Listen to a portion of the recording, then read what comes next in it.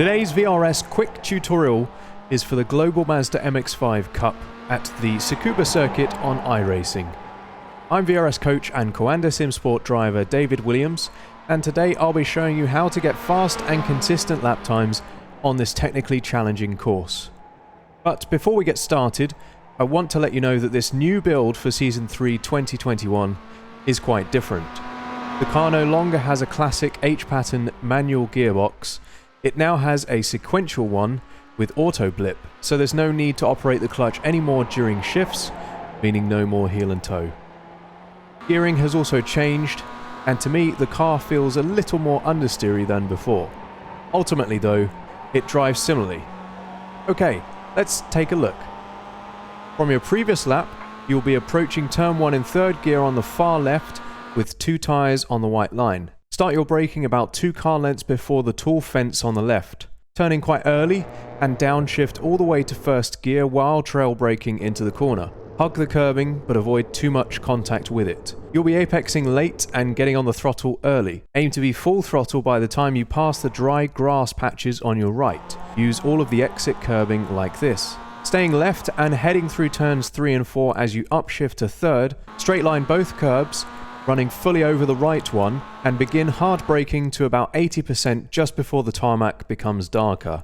Turning in early again, downshift to first while trail braking heavily into the corner and hug the curb like before. Be aggressive on throttle at the apex, but don't rush going to full power so you avoid running too wide on the exit. Ideally, you should leave a bit of space to the curb with your focus being getting back to the left for the following corner. You'll be approaching turn 7 from the far left in second gear and should turn in from the white line several car lengths before the white barrier, before lifting with just a momentary and minimal brake input to help rotate the car. Be aggressive on initial throttle before the apex curb as soon as you attack it to unload the front tyres, then be more patient until you can be sure you have enough track to exit at full throttle. You can use all the available curbing like this, but don't go any wider or you may touch the grass and lose momentum. Hug this fast left-hander initially as you upshift to third, before gradually allowing the car to naturally run out wide, staying flat out as you track out near the curb on the right.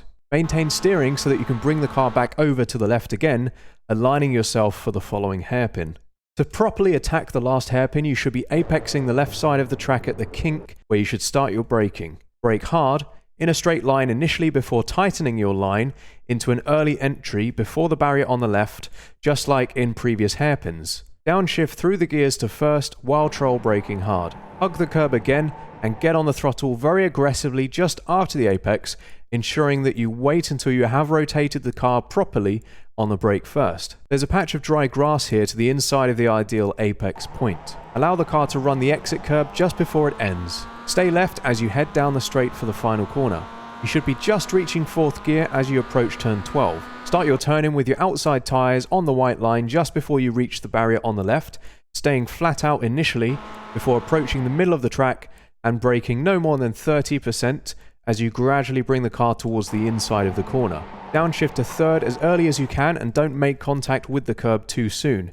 This is a very late apex. Get on the throttle about here where the red and white curbing begins before you hit your apex and touch the curb as it finishes. Take advantage of a very wide exit using all of the available area beyond the curb here. You'll want to get back on the track as the green concrete ends and the lap ends, staying left as you get ready for the next lap. I'm David Williams and this has been a quick tutorial of the Global Mazda MX-5 Cup at Tsukuba Circuit. Watch a full lap with no interruptions next, and for a more in-depth walkthrough, go to the URL on the screen.